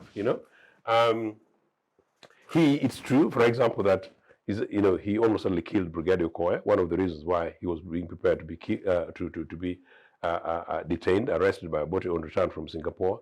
And it's also true that Amin got involved in gold scandal in Congo as his deal. Obote had sent him down there to go and push to the support for the liberation forces in Congo, meaning the Lumumba's forces, against the people whom the CIA had pushed from that side. He got involved in the gold scandal on his own, and indeed when Parliament investigated, of course, politically, he was investigated together with Obote. Obote was exonerated, and Obote came to know this thing at the time. So Obote was actually quite furious. So those are particularly the two sins of Amin, plus many other people.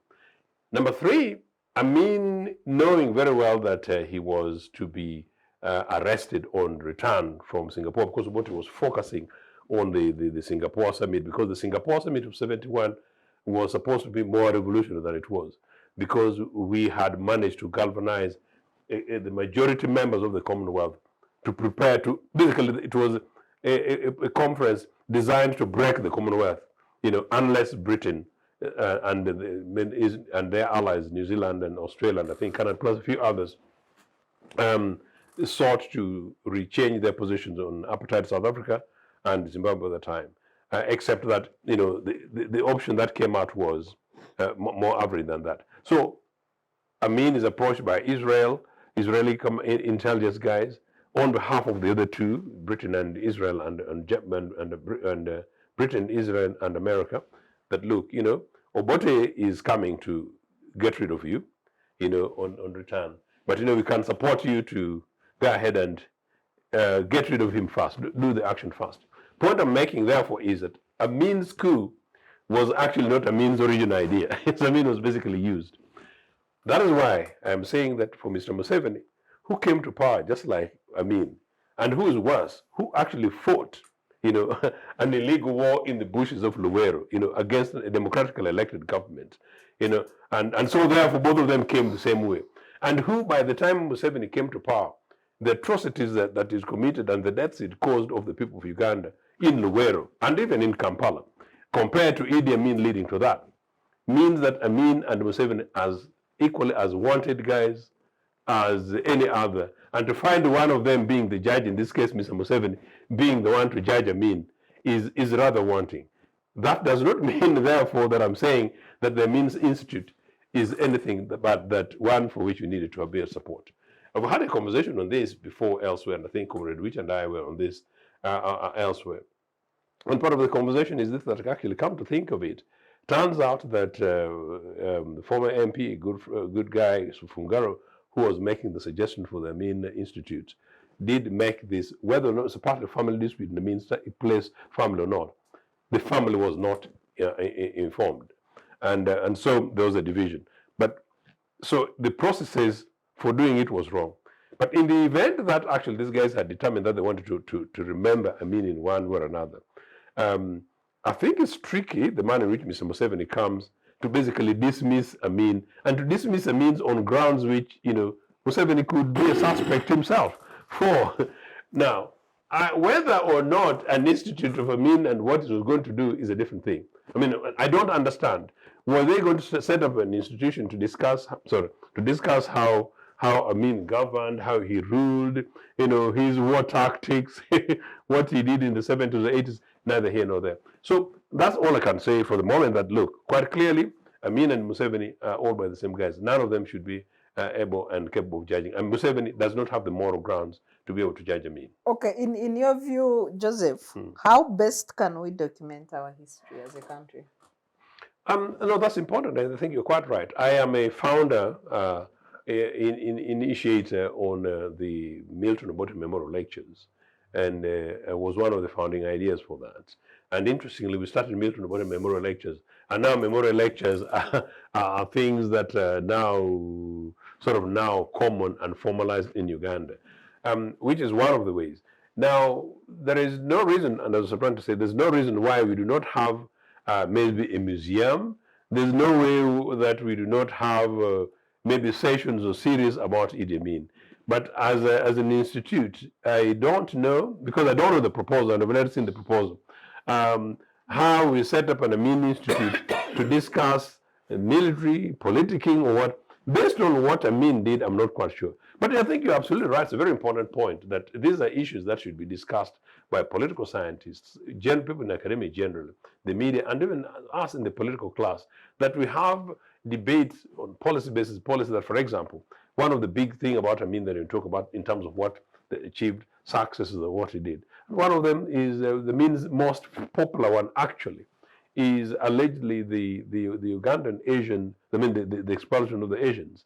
And I've actually argued that on that, Amin basically picked on a policy that was already very actively being pushed by Milton Obote, but he did it in the bad way, because what was at stake at the time, Comrade, which was the question of the Asians who were Ugandan citizens, British citizens, Indian citizens, and those who did not fall anywhere. And the debate then was that Uganda, meaning Obote government, was pushing Britain and India to come to round table to discuss these things, so that the British go to Britain, Indians go to India, or maybe some kind of formality. Ugandans have got their own access. Then these people who do not belong to any other, how do we resolve? And the British, arrogantly, as usual, they wanted to make sure that no, those guys are your problems. And possibly India, I think, was much more openly progressive on it, and so hence one of the reasons why Obote was overthrown. So beyond their main thing, which was pushed to Southern Africa, then Obote's economic policies. And so, as I said, part of it was then the Ugandan Asian thing.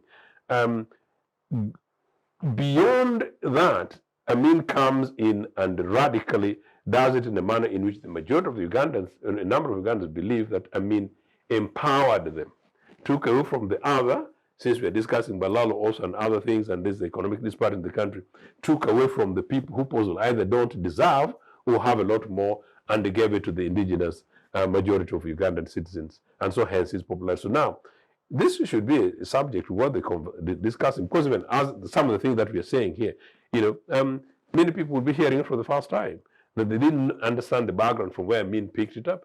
I've seen sometimes on social media people make claims that, many of these people were not compensated. There's an argument that some of them were compensated. Even more recently, there's been an argument that Museveni compensated some of these Asians twice. Obote, in setting up the Departed Asians Custodian Board, part of the provisions was that if you're returning Asian to your property, if you come and claim and you qualify to claim, you cannot come and sell and go, basically, things like that. So in other words, there are some policy programs.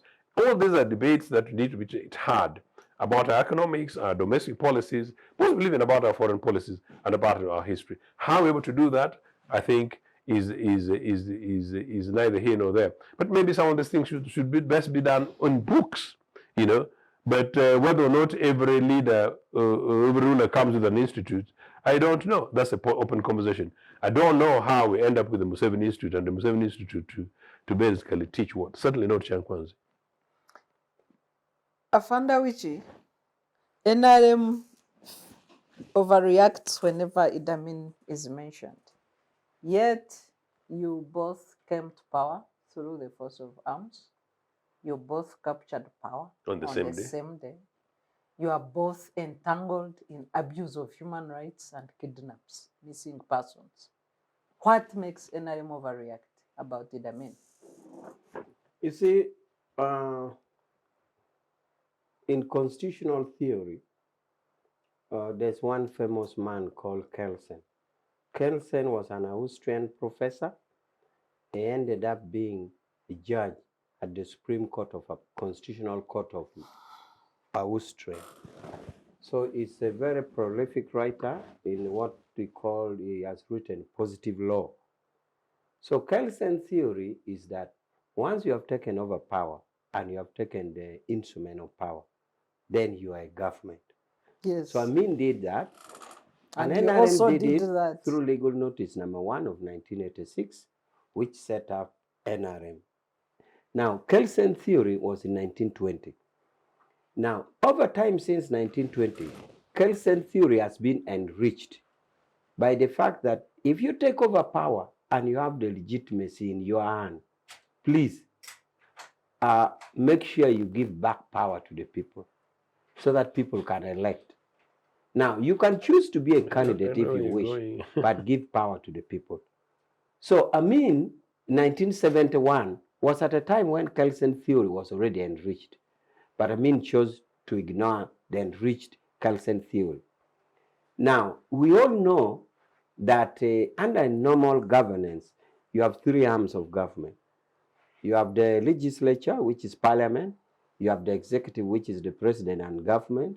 And then you have the judiciary. Amin chose to have only 3. Amin 2. Amin chose to have courts and executive. Parliament was not there. He ruled by decree. Now, even the courts, the appellate system was so shrouded. The courts, for example, which were sentencing people to firing squad, there was no right of appeal. Under normal governance system, all judicial decisions must have right of appeal to the highest level. The court martial under Museveni, the court can decide at a unit disciplinary committee at the battalion, goes to a brigade court martial, to a division court martial, to a general court martial, to appeal court martial. There it will join the normal appellate court up to Supreme Court. Okay? Once you appeal from the general court martial to appellate court martial, you lose the right of appeal at court of appeal. There are decisions to that effect. So what's the difference? No, you can go to Supreme Court. No. Okay, that is another debate. But for many cases, we have had decisions of court martial squashed by ordinary courts. Courts have squashed it and set people free. Through a constitutional petition. Yeah, but there is no right of appeal. So I am saying that even the court system, there are problems in a means system. Now, the debate that we are having, as my Congress brother says, is that it was a letter written by Honorable Fungaro to the higher education, which ended up to the line minister. And the line minister, knowing very well that she was doing a delegated work of the appointing authority as a minister, she consulted the president, and the president wrote. That's why we are debating this matter. Now, in the wisdom of the... Was it a formal consultation or pillow talk consultation?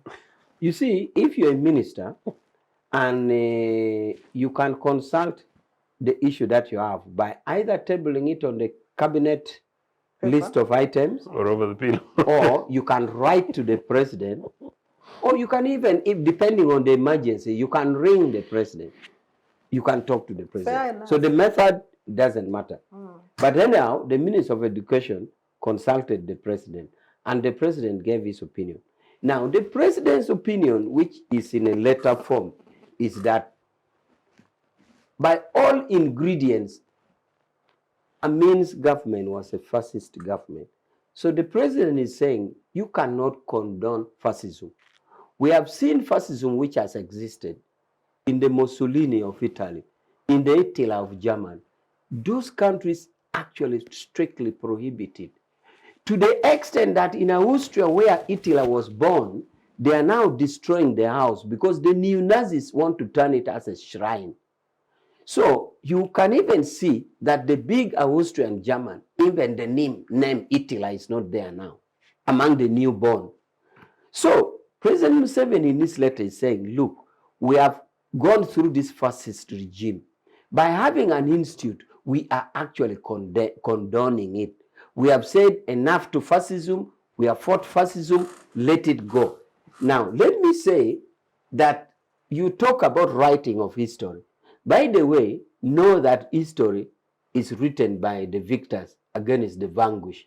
The vanquished don't write history. It is the victors who write history. Therefore, if you have defeated and fascism is the vanquished, and democracy and other governance system is the victor, then it is the victor to write history.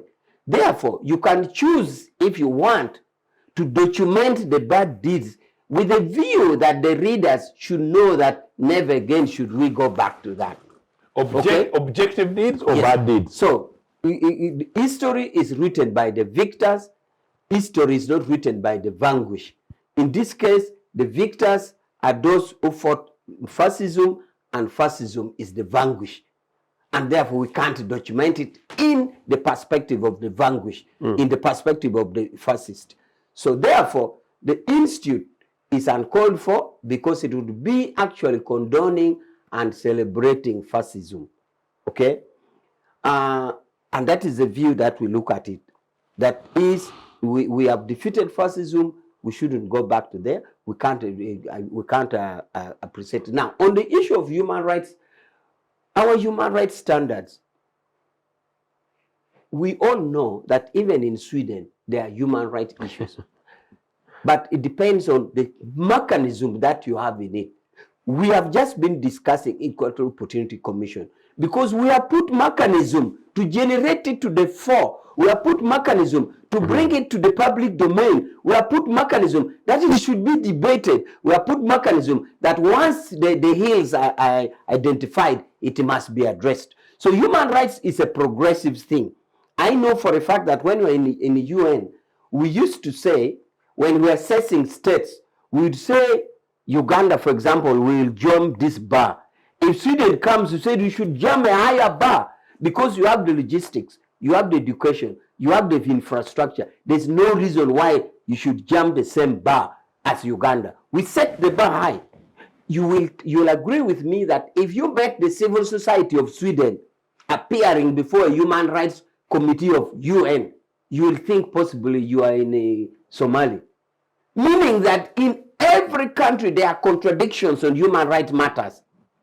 So we agree that there are challenges in human rights in Uganda, and we have many laws. You know the law which says if you are an officer, you go on duty and you violate rights, you are personally liable. You're not hiding under Attorney General. So all institutions are in place. So you cannot compare the human rights mechanism now with the human rights mechanism under me. Which human rights mechanism? Finally, on economics. If you say economics was given to Africans, which economy was given to Africa? Because Uganda reached a point where there was no salt. The people would burn leaves and get silt it into water to get salt. There was no shop. People were washing with leaves of trees. Then which economy was given? Nothing. It was a mere distraction than saying you have given.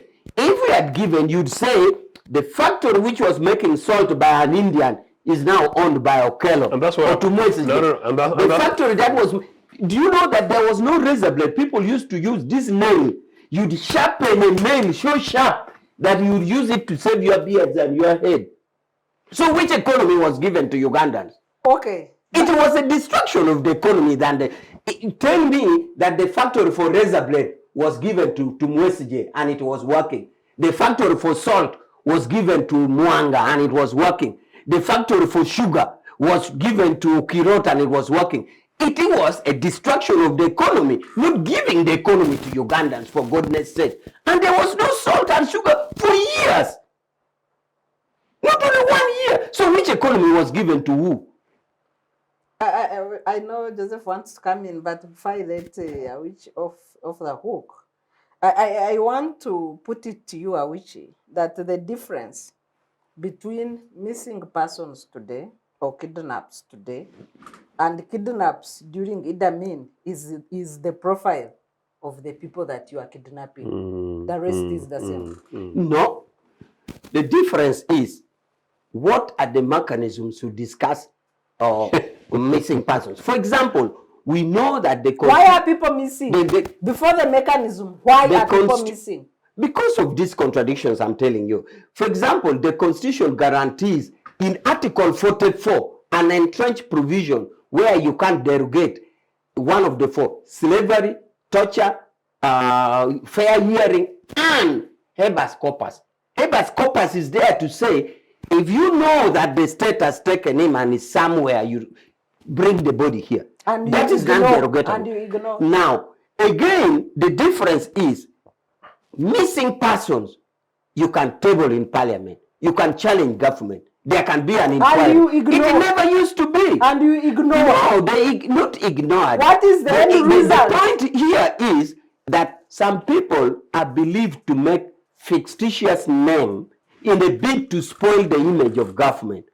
So that you just throw the list at the door of government and say, Okelo Peter, Okwiri Alex, Tim John, whatever, any name, and you tell government, these are missing. Parliament has yes. Now, you give me fictitious name and you say I produce them. How? But how? But we have seen. But at least it is discussed in parliament. At least it is an issue, an attempt are made, and even those who are really genuine, they are told they are in either McKinney or they are in the CPS or they are somewhere. You wouldn't have that under me. You don't even dare say somebody is missing. You would yourself be missing. But there is an act of kidnapping citizens under both regimes. True or false? No, we have arrest, not kidnap. We have arrest. What's your take? We have arrest, not kidnap. Are these Siamese twins? We have arrest, not kidnap. We have arrest. Comrade Awich of NRM. We had a good conversation earlier. He's now wanting to spoil my... We have arrest, not kidnap. No, you were trying too hard, my brother. You're trying too hard. No, actually, on accounts, certain index, NRA is worse than Amin. Museveni, in 1986, ought to have been much more educated, much more experienced, including the experience he had leading to his exile. He ought to have learned lessons and done better. Museveni, in coming to power, let alone what he did in Luwero to our citizens, knowing how painful and how bad death and disappearance of the citizens, should not have done what he did in Luwero. And I mean, there was never a time, part of our country, which was under occupation. Under NRA, 1/3 of the country was uncontrollable. People lived in concentration camps in Museveni's time, not under NRA. Whatever happened in Mukura was part of what Sarah was trying to say. Ordinary citizens, over 100 of them, roasted in rail wagons, not under Idi Amin. I told a major Western diplomat, meeting actually, that Amin killed, and Amin killed my era MP, Amin killed my father's godson, and Amin killed many. But Amin targeted killings. Amin initially killed big people, as Sarah says, and then from there so-called suspected Ubote rebels, and then started targeting particularly key individuals across the country, in fact in every community suffering that. What is happening at the moment, we've got young people who fear basically walking down the streets because of the NRA drones. There's no justification. There's no justification to what NRA has committed, whether in Kayunga or in Kasese. These are some of the things, let alone whatever happened in the NRA elections of 2021, which is something that, I never thought, Sarah, I would see it happening in our country. Certainly not what I saw in the election 2021. On the question of economics, Awich is being very misleading. And NRA guys like to do that, and they place at a certain trajectory. Sarah, I was saying that there's people who think Amin enabled the people. That's at the beginning of my conversation. Not that is what I believe or that was I know that happened.